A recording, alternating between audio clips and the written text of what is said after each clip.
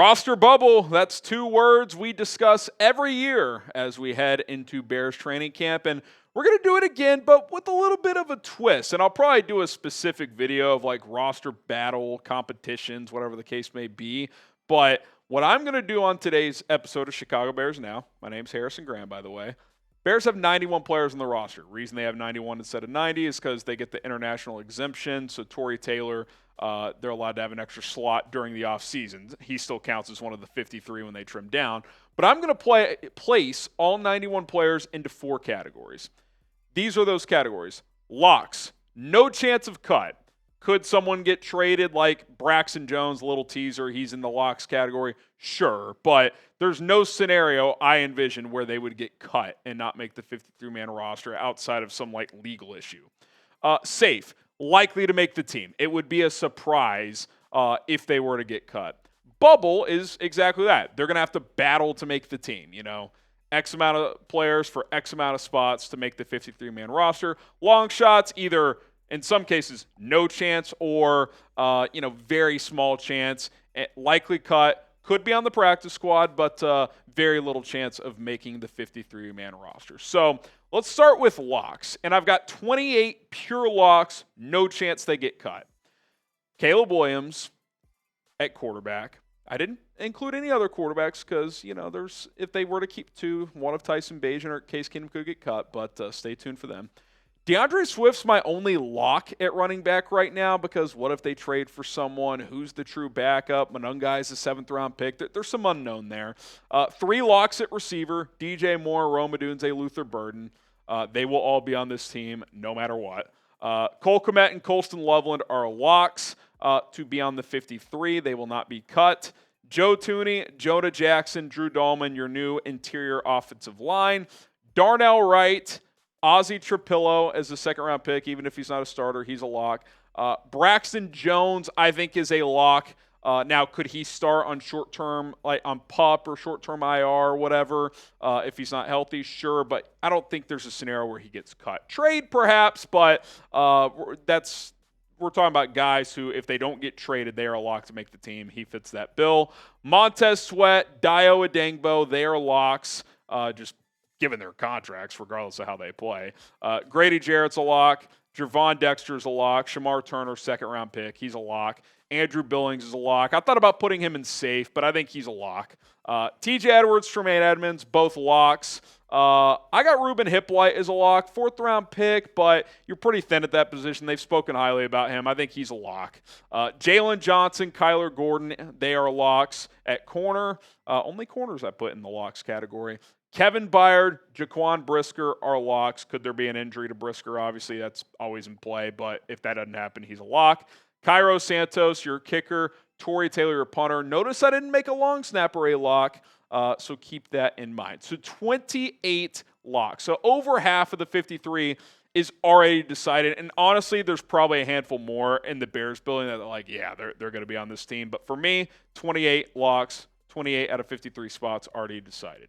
Okay, subscribe to the channel. We're going to have updates throughout training camp. Once training camp starts, some of this could change, especially for these next few categories. How they perform could determine their status and whether or not they will make this team or not. So don't miss any of it. Subscribe, turn on the notifications. That way you never, ever miss out. Okay, safe. Again, likely to make the team. It would be at least relatively surprising if they didn't. I feel pretty damn confident the Bears are carrying 3 quarterbacks. So Tyson Bagent, Case Keenum. I don't have them as locks because I'm not 100% sure if one of them had a really bad camp, especially Bagent being a younger guy. Could he get cut? I suppose. I don't think it'll happen, though. I think Keenum's on the team no matter what. They missed out not having a veteran last year. Travis Homer, I think he's safe. Richard Hightower loves him on special teams.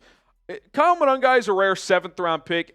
With the current depth chart, I think he's safe. Now, if they traded for a big-time running back, that could change. That would probably put him more on the roster bubble, but I think he's safe. Olamide Zaccheaus is safe. He's a soft lock to me. That's kind of what this category is. Durham Smythe, I can't make him a lock, but Ben Johnson guy, they go back. There has been some Joel Wilson hype, so if they kept 3 and they went Wilson over Smythe, that's a scenario where he could get cut, but it's a long shot. Chrono Magaji, he's basically a lock, but the only reason I didn't put him in there is I do think that Ozzie Trapillo surpasses him. If Braxton Jones is healthy, he surpasses him. So with Darnell Wright on the team too, is he your fourth offensive tackle? Do you kick him into guard? If they don't like him there, what happens? I still think he's on the team. He was a third-round pick last year, but it is a new coaching staff, so things can change. But I do think he's safe. Ryan Bates, this should have an asterisk on it. If he's healthy, I think he's safe. I don't think he's healthy. I don't think he's going to be on this team because I think the shoulder is an issue and he has a concussion problem too. But if he is healthy, he's probably your top interior backup. So I have him safe if the health checks out. Austin Booker, I think, is safe, even though he's had a quiet spring. Eamon Ogbongbemiga is safe. He's a good special teamer, just like Travis Homer. HT, Richard Hightower likes him. Tyreek Stevenson, Terrell Smith, I think they're both safe. The only reason I don't have locks for either of them is there a world where the loser of that CB2 competition, if it is a true competition, gets cut if they really like Zay Frazier? Yeah, like that world does exist. I think it's unlikely. Josh Blackwell is safe, close to being a lock. Great special teams player. Zay Frazier is safe. Fifth-round pick. They do get cut sometimes, but I think he'll be on the team. Elijah Hicks, and then Scott Daly is safe. They do have another long snapper, and he was the long snapper at Iowa with Torrey Taylor. That's why I don't have Daly as a lock. Maybe Taylor likes the other guy better, and that could persuade Bears management, but I think Daly is likely very safe there. So that's 44 players very likely on the 53. Let's say those 44 players make the team. That means there's only 9 spots left, and I think I may have put 10 spots left on a future L3 note there, Cullen. I'm not sure, but 9 spots left in theory for players coming up on the roster bubble, so stay tuned for that. But in the meantime, get yourself an FGB shirt. We are hoping that this Bears roster moving forward is good enough to take down those frauds. F Green Bay, you guys know the drill. And if you're not getting a t-shirt, then at least light up the chat with an FGB chant. Chatsports.com/FGB to get a shirt today. Okay, I got 20 players on the bubble. 20 players in the bubble vying for those 9 spots like I mentioned. Roschon Johnson, Ian Wheeler. I debated safe versus bubble for Roschon. I went Monungai over him, even though I think Roschon begins training camp ahead of Monungai. Why is that? Well, 1, Roschon's coming off a pretty bad year.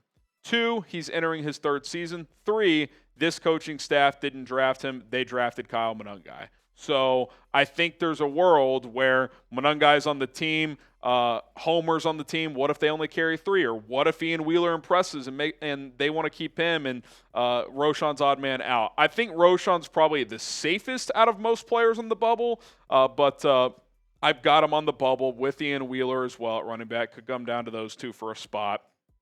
Devin Duvernay, Tyler Scott, Miles Boykin. Is it keep 2, cut 1? That could certainly be the case. Thought about putting J.P. Richardson in here too, but let's wait for the pads to come on. Joel Wilson at tight end. When the head coach comes out and names him a player that is really impressed, he's got to be on the bubble, right? And with Ben Johnson wanting to run a lot of 12 personnel, 2 tight end sets, they could carry 4 tight ends instead of 3 like they have the last couple of years. Doug Kramer, center, fullback hybrid. If they want to utilize a fullback role, that gives him a decent chance to make the team. If not, he's probably in trouble because he's really center only on the offensive line. I know in a pinch he had to play some guard against Washington last year. He's undersized for a guard, so we'll see if he's the backup center and a fullback. That's a rosterable spot in my opinion. Could depend on Luke Newman too. If they feel like he's ready to be the backup center, that could squeeze Kramer out. Bill Murray on the bubble. I liked what I saw last year at guard when he was getting some snaps, but then he had that injury, so we'll see. I think his spot could be heavily dependent on Ryan Bates. Is Ryan Bates on this team? Is he not? That could dictate things. Dominique Robinson, I probably would have had him as a long shot, but based on what we heard out of OTAs and minicamp, he's at least on the bubble. And let's not forget, the defensive end position's kind of thin on this team, so just by default, he's going to get opportunities. Same with Daniel Hardy. I don't think he's a great scheme fit for this defense with Dennis Allen. He's not the biggest, not the longest arm guy. There was some chatter. Maybe they take a look at him at linebacker. So, if he could show some position flex, we know he's good on special teams, then he'll have a shot.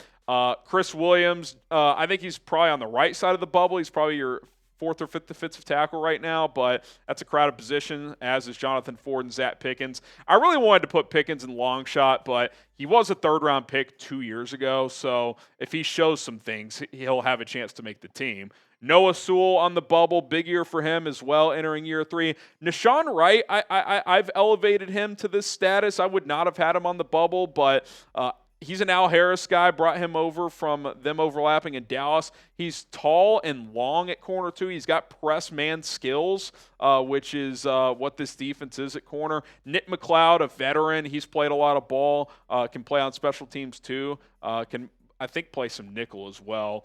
Jonathan Owens on the bubble.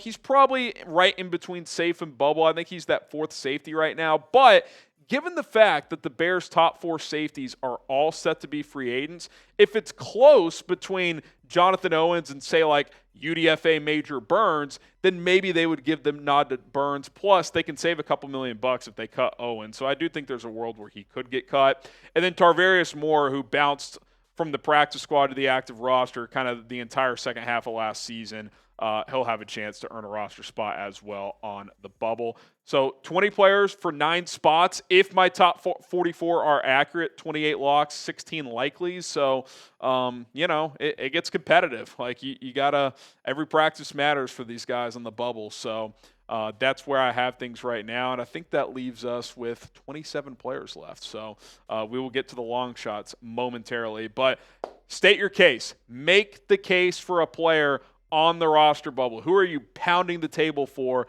at training camp in the preseason to make a push to make the 53-man roster? I want to hear from you guys. All right, then you got long shots. It's really a no shot for Austin Reed unless Tyson or Case gets injured. He will be the practice squad quarterback. I think they like him. There's some characteristics there, but with them bringing Keenum on board, I don't think there's a path to the roster.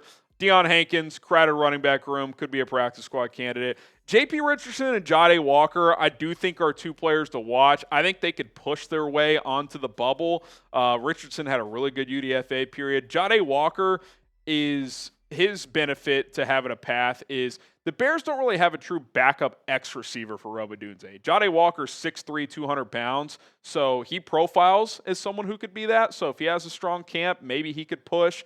John Jackson, he'll be on the practice squad. He's Caleb Williams' best friend, so they'll keep him around, I would guess, but I don't think he can make the team. Samori Toure and Maurice Alexander, very, very long shots. Stephen Carlson, before Joel Wilson's emergence, I would have had him on the bubble, but it sounds like Wilson's ahead of him, so I think that makes him a long shot at this point. Jordan Murray, an even longer long shot at tight end. Chris Glazer, they have a lot of guard center hybrids. I think he's behind the 8 ball. Ricky Stromberg is center only. I liked him coming out of Arkansas, but I think they have a lot of options there at center. He'd really have to impress. Josh Miles is an interesting name to monitor at tackle, but again, they go 4 deep there. Same with Theo Benedette, who I'm intrigued by, the guy out of Canada from last year. Jordan McFadden's interesting because he's played both guard and tackle in the NFL, and he's been on active 53s before. So, depending on where Kron Amagaji is, what happens with Ryan Bates, because could he steal the last spot on the offensive line? I think that's possible. I'm intrigued by Xavier Carlton, big physical defensive end, but I do think it's a long shot for any UDFA, especially UDFA pass rusher. Jeremy Chroma, UDFA from last year, same deal. Jeremy Robinson, same deal, UDFA this year. So the one benefit for those 3 guys, it's a thin position at edge. So there could be a path to stealing a roster spot. Carl Jones is an interesting one. He's got some special teams value. Could he make the team? Maybe. Still a long shot in my opinion. Same with Swayze Bozeman and Power Eccles. Amir Speed, Sean Wade. Sean Wade has played a decent amount of ball. I just think there's too many corners. I just don't see a path. I think he could be on a 53. I just don't think he'll be on this 53. Same with Jeremiah Walker, the UDFA out of Stephen F. Austin. Tysheem Johnson, I thought about putting on the bubble, but I opted for Tarvarius Moore instead. But he'll have an opportunity. His path is somewhat clearer than these other guys if he can be kind of that 4th or 5th safety, depending on how many they keep. And then Alex Cook at safety as well. Don't see a path for him. Jonathan Kim, he's got a big leg, so we'll see. I just think they like where they're at with Cairo Santos there, but I am intrigued to see Kim kick. Luke Elkin, while it's still a long shot, there is a scenario because him and Torrey Taylor have a relationship going back to Iowa. Scott Daly was off the street last year, so I mean, if it's close and they just like Elkin in that room better, who knows? Maybe they'd keep him, but for now, I think he is a long shot. There you have it. The Bears pre-training camp roster, kind of just analysis, status check. Where is the path to make the 53? Name a long shot you're rooting for. Who's someone that I'm not giving much of a chance that you think could make the team? Let me know in the comments of this video. And just to recap, this adds up to the 91-man roster right now. 28 locks, in my opinion. 16 locks. My math sucks. Sorry about that. Or 16 safe, I mean. That's a typo on my part. 20 on the bubble, 27 long shots. You add all that up, 91 players.